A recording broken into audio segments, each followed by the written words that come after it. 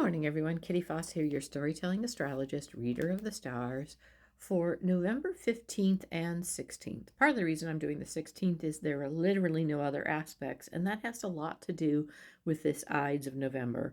Has to do with the energy that was yesterday and how much we are using what were those little pieces that stepped forward yesterday. As a friend reminded me, looking at those things that brought us tension, to go to the edge of them and examine them. The little things, the little shifts that we made yesterday are impacting now today these larger shifts. So let's begin.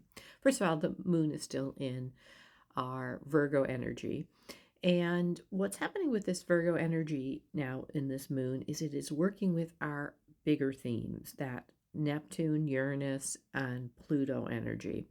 So we have a trine with both our Uranus and our Pluto, which means it's working in the background. And there is an opposition with Spirit, with Neptune, which is looking, Pluto and Uranus are in a trine. Neptune is in opposition, and that means it's looking for this midpoint with Spirit. It's looking for the balance. It's that teeter-totter kind of energy. So yesterday, that pause for the new paradigm, and I realized I wanted to say this again, by the way, before I start, is what I do is I kind of write and channel looking at the energy, and then I add to it every day. So when you see me looking up, I'm looking at my own notes. So yesterday, that pause for the new paradigm, that new level, plane of existence, whatever you want to call that new opening that happened on 11/11, I'm calling it integration. So we have a field of integration now. That's what I'll call it. Like we have an auric field, and we have a physical field, and we have a spiritual field. We also have a whole field that is integration, that helps manage all of those, that set up work with our bigger themes. So this retrograde energy of Uranus is an awakening energy. It is chaotic, but it's internal awakening.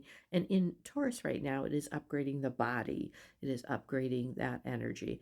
And we have Pluto, which is attracting to us visionary change. So working with the external transformation and the internal awakening of the body, our anchors, the speed of which we move, is being disrupted. We are moving faster and faster. And it's moving with these smaller changes we paid attention to that move us forward in a new trajectory. And over these next 2 days, because tomorrow there are literally no aspects other than the moon that will be in Libra, pay close attention to the subtle shifts, the shifts in harmony and balance and the things. It's matrix kind of stuff that you're going to be seeing, synchronizations. There'll be new people, places, and words that become front and center in front of you, as well as things that seemingly, randomly reappear, return, come to your mind from things in the past.